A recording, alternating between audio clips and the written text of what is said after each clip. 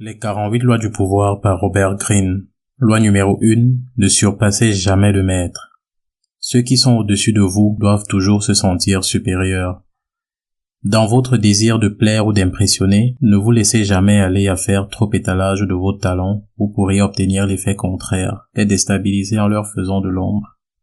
Faites en sorte que vos maîtres apparaissent plus brillants qu'ils ne le sont et vous atteindrez les sommets du pouvoir. Pour bien comprendre le sens de cette loi, prenons un exemple historique tiré du livre et essayons d'apprendre de l'expérience des autres. Cette loi a été observée avec l'histoire du roi Louis XIV et de son intendant des finances Nicolas Fouquet. Tout d'abord, qui était le roi Louis XIV? Louis XIV était le roi monarque de Versailles. Il fait partie, à mon avis, des rois qui auront eu le plus d'influence dans l'histoire de la France avec sa fameuse formule « l'État c'est moi ». Louis XIV se définit comme le roi soleil et règne d'une main de fer sur la France avec des valets, prêts à tout pour lui faire plaisir. C'est ce que voulait ou pensait faire Nicolas Fouquet. À la mort du premier ministre Nicolas Fouquet n'obtint pas ce poste comme espéré, mais à la place, le poste de premier ministre fut tout simplement supprimé. Pour ne pas perdre la face devant le roi, il eut l'idée d'organiser une méga fête. La fête la plus spectaculaire jamais organisée en France. C'était censé être un grand hommage pour l'invité de marque qu'était le roi lui-même. En pensant que ce plan ferait de lui une pièce essentielle près du roi, l'effet contraire se produisit et il offensa son maître qui était outragé par le fait que les invités étaient plus séduits par son ministre des Finances que par lui. En fait, le ministre des Finances, Nicolas Fouquet, avait fait de l'ombre à son roi en lui faisant se sentir inférieur.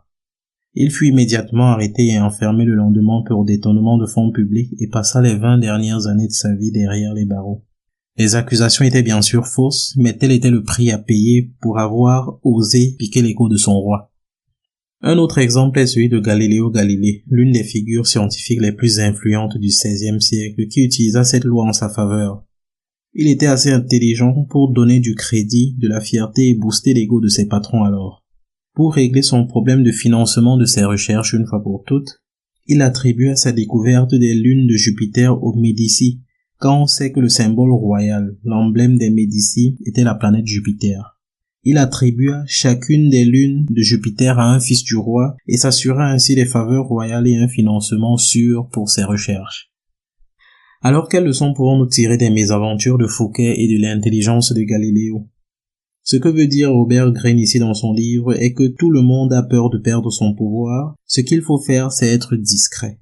Présentez vos idées de telle façon qu'elles soient en concordance avec les pensées et les idées de votre supérieur. Agissez moins intelligemment que votre patron. Il ne s'agit pas ici non plus d'agir bêtement. Ne prenez pas votre position pour acquise. Donnez toujours l'impression que vous recherchez l'expertise et l'approbation de votre boss. Une flatterie discrète est très puissante. Merci d'avoir regardé, abonnez-vous et partagez pour plus de vidéos. Mais avant, ma question pour vous est, avez-vous déjà expérimenté cette loi dans votre vie? Laissez votre réponse en commentaire.